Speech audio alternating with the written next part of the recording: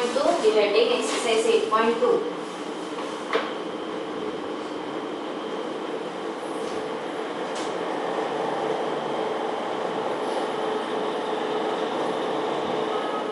एक इजी वाले से स्टार्ट करते पहले।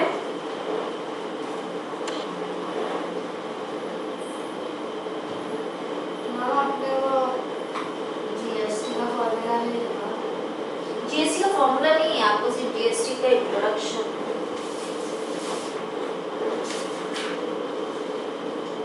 GST is always incurred on selling price. हाँ, जीएसटी हमेशा सेलिंग प्राइस पे ही हम लोग करते हैं।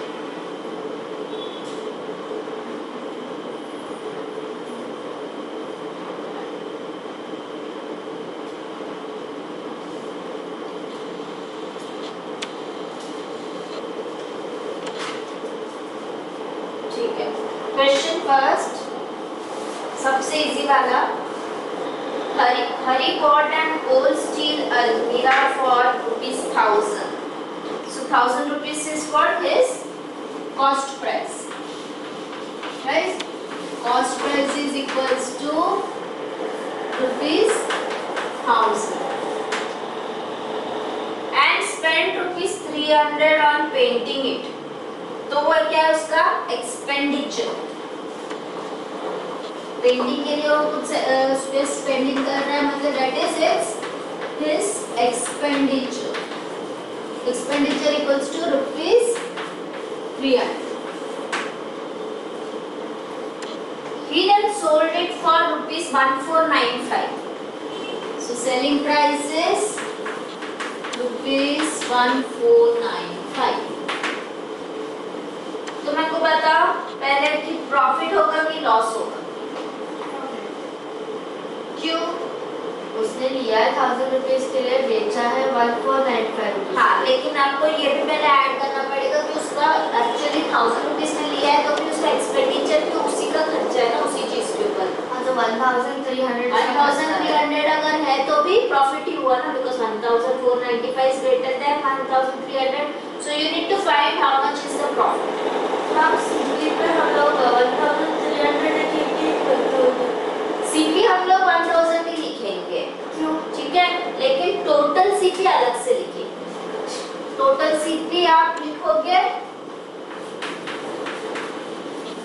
Total CP equals to ₹1300। इन दोनों को ऐड करके आपको मिला। Now you need to find profit percentage.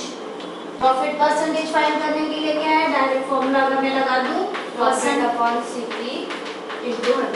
हाँ, प्रॉफिट अपॉन सीपी इनटू 100। तो उसके लिए पहले आपको क्या फाइंड करना पड़ेगा, प्रॉफिट, है ना।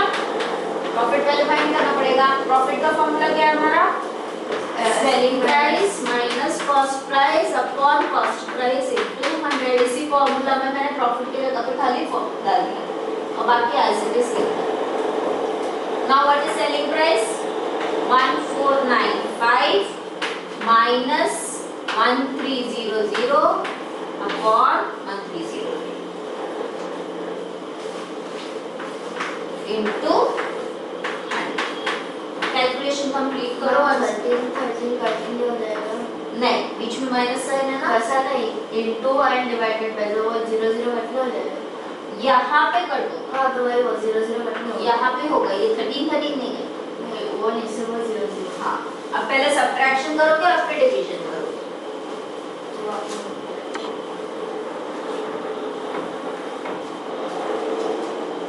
तो आपने माइनस का कौन होगा? आपके माइनस का कौन होगा? पता नहीं, उस दिन मेरे को शक्ति दे तो स्कूल की वीडियो देख। अरे मैम, वो वापस हमसे पूछेगा ही।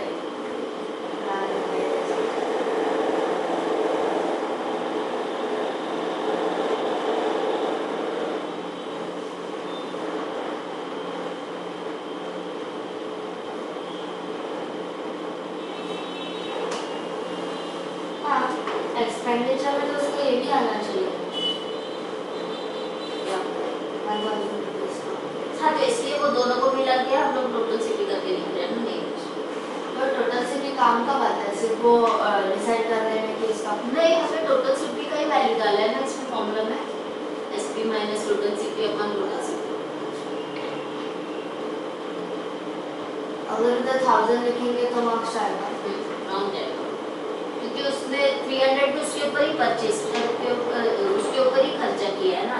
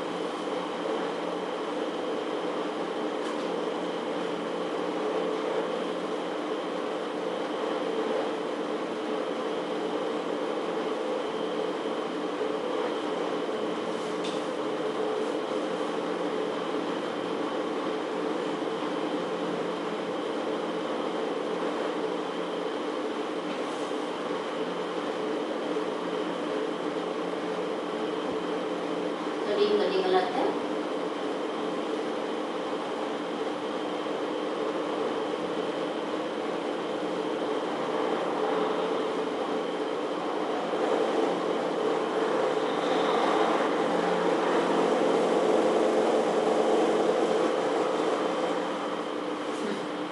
सो हमने ये परसेंटेज निकाला, वो इक्वल टू 15%। 15%। ठीक है। नाउ क्वेश्चन नंबर 3, आपका टेक्स्ट बुक का क्वेश्चन नंबर 3 रीड करो। Sumit bought a plot of land for ₹2,25,000. He sold 1/3 of the plot at a loss of 8%. At what percent profit must he sell the remaining plot of land in order to get an overall profit of 12%? ठीक है, तो उसने क्या किया, सुमित ने एक plot खरीदा है जिसका कॉस्ट प्राइस इज 2,25,000।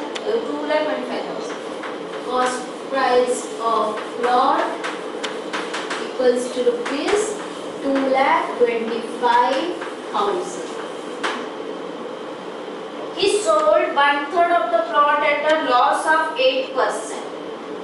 ठीक है, and at what percent profit must he sell the remaining plot of land in order to get an overall profit of 12%? So overall profit कितना expected है? 12%.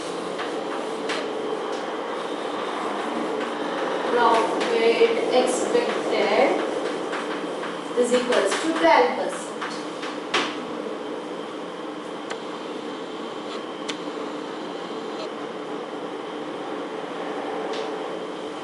दो चीज ढूंढना है ना। पहले आप फाइंड करोगे expected selling price of the plot, या हम पहले फाइंड करेंगे। ठीक है, अब ये कैसे फाइंड करेंगे, पूरा प्लॉट के बारे में हम बात कर रहे हैं। इसको ओवरऑल प्रॉफिट 12% चाहिए पूरा प्लॉट बेच के, इवन दो वो 2 पार्ट में कर रहा है, बट ओवरऑल अगर पूरा दोनों पार्ट मिला के उसको प्रॉफिट चाहिए 12%। तो फिर परसेंट प्रॉफिट आपको दिया गया है, value of percent profit is 12%। हम परसेंट प्रॉफिट का फॉर्मूला अप्लाई कर देते हैं। बस टोटल आएगा ना, टोटल परसेंट। हाँ, ये टोटल ही है, इसलिए मैं एक्सपेक्टेड ऑफ द प्लॉट लिखा है ना, 1/3 ऑफ प्लॉट या बाकी का पार्ट नहीं लिखा है, हमने फुल प्लॉट का लिखा है। So percent profit will be equals to what, जो हमारा बेसिक फॉर्मूला है, profit upon cost price into 100, है ना। अब परसेंट प्रॉफिट कितना है, 12%, इज इक्वल्स टू प्रॉफिट क्या आ जाएगा आपका, selling price minus cost price upon cost price into 100। Cost price का वैल्यू आपके पास है ना, इसमें सब्स्टिट्यूट करोगे तो ओनली अननोन होंगे सेलिंग प्राइस, तो आपको वो फाइंड करना है। 2,25,000 अपॉन 2,25,000 इंटू 100। कैसे करोगे, पहले ये 0 0 तो कैंसिल हो जाएगा। This is in denominator, after crossing the equal to sign it will come in numerator, multiplication में आ जाएगा। सो 2,250, यहाँ पे क्या बचा, सेलिंग प्राइस माइनस 2,25,000। हाँ, वो पे नीचे जाएगा क्या, ये भी जा सकता है, सब कुछ इधर रख गए तो इधर के रखे। नहीं ऐसे नहीं, only 2 to 5 0. You have subtraction sign in between.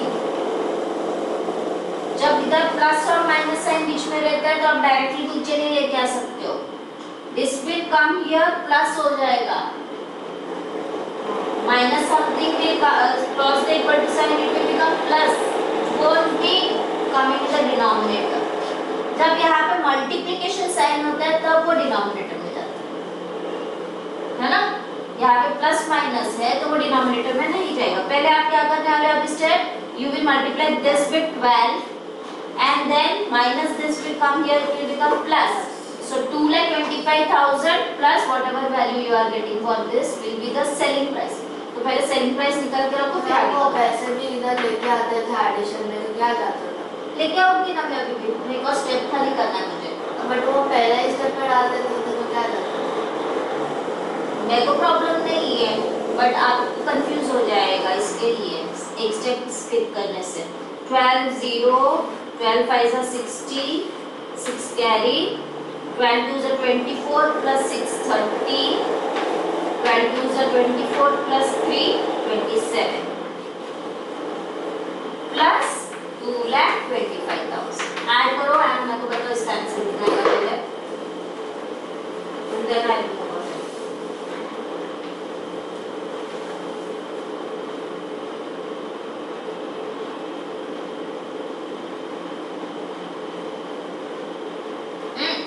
Bench में क्यों करती है हमेशा? हाँ खराब करने को बेंच बुक में करो। वैसे भी आपको शो भी करना होता है हमेशा, कैलकुलेशन आंसर में, आंसर में शो करना रहता है, बोर्ड में नहीं तो ये होता है आपका मार्क्स कटे। शो उसमें स्पेसिफाई करते, शो कि show all your steps calculation में। ये थोड़ी ना कैलकुलेशन दिखाना है साइड में, यहाँ पे मल्टीप्लिकेशन सब दिखाना रहता है। हाँ एक लाइन करके साइड में दिखाओ या पीछे दिखाओ, बट दिखाना तो होता है रफ वर्क करके।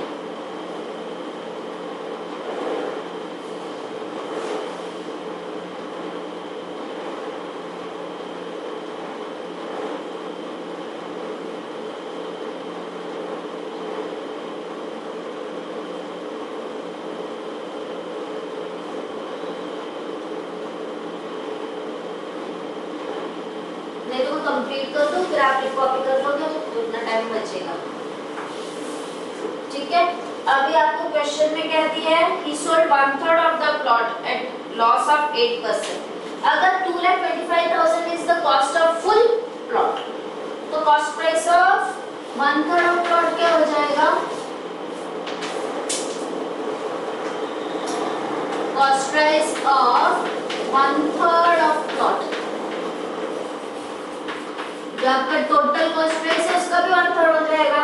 So that is 2,25,000 divided by 3 which comes out to be 75,000। ये हो गया cost price of 1/3 of the plot. उसमें उसने कितना लॉस किया है? परसेंट लॉस और 1/3 ऑफ प्लॉट कितना दिया क्वेश्चन में? Loss percent 8% loss. तो एक्चुअली अभी 8% लॉस है तो हम लॉस का फॉर्मूला अप्लाई करेंगे। So you will get selling price मिल जाएगा इसका 1/3 ऑफ द प्लॉट का। ठीक है, सो परसेंट लॉस का फॉर्मूला क्या है हमारा? Loss divide by into 100। So this is 8 equals to loss कितना आएगा आपका? Cost price minus selling price, right? So CP minus SP upon CP into 100। लेकिन ये सब जो हम लोग कर रहे हैं this is for 1/3 of plot, तो 1/3 of plot का ये अप्लाई करने वाले हैं। So 8 equals to cost price कितना है? 75,000 into SP upon 75,000। 75,000 ठीक है, इंटू 100। यहाँ पे इंटू मिलेगा माइनस इसमें। करेक्ट करेक्ट है? 0 0 कट हो जाएगा। हाँ वो करती हूँ, पर यहाँ तक समझ में आ गया वो पूछ रही हूँ। So this will be 8 into 75 is equals to 7,500 75,000 minus SP. Correct? अब क्या करूँ बताओ? Selling price will come here, so it will become SP equals to 75,000 will be as it is remain there only. ये positive में है 8 into 75, it will cross this equal to sign, it will become negative. 8 5 is 40, 0 4 carry, 8 7 is 56, 56 plus 4. ये अगर इधर add हो जाता तो ये अगर इधर ऐड हो जाता तो कौन सा ऐड होएगा? मतलब ये ऐड होएगा ही नहीं, ये पॉजिटिव है। 75,000 is positive over here. If it cross this equal to side, it will become negative only इस साइड में आएगा तो आप जैसे भी करो वो सबट्रैक्शन में ही जाने वाला है, ठीक है? So this will be 75,000 minus 600. So 00470 rupees. ये आपका selling price of 1/3 of plot है। थोड़ा लेंथी क्वेश्चन है, इसके लिए थोड़ा टाइम लग रहा है इसमें। रिमेनिंग प्लॉट का सेलिंग प्राइस कितना होना चाहिए, क्योंकि हम लोग को पता है टोटल सेलिंग प्राइस हमने ऑलरेडी फाइंड कर दिया अपना। इसको पहले एडिशन जरा करके बताओ मुझे कितना आ रहा है, ये दोनों का साइड में करके बहुत जल्दी से एडिशन। टोटल सेलिंग प्राइस कितना आ रहा है?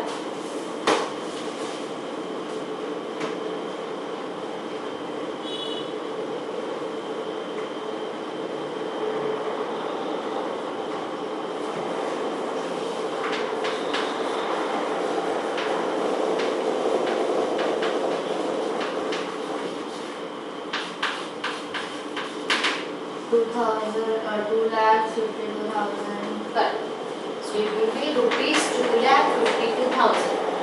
ये है हमारा टोटल सेलिंग प्राइस का एक्सपेक्टेशन, और उसमें से हमारा 1/3 का इतना है, तो remaining will be that minus this. So selling price of remaining plot equals to 2,52,000 minus 74,400, which will come out to be rupees 74,000. इसमें कुछ मिस्टेक है क्या मैंने? 100 minus 8 equals to cost price minus selling price upon selling price into 100. Yes. 75 to 8 कितना? 8 5 are 40, 56 plus 74400 56 plus 4 60. हमने book किया है काफी क्या लगा रहा है? हमने बुक ही करा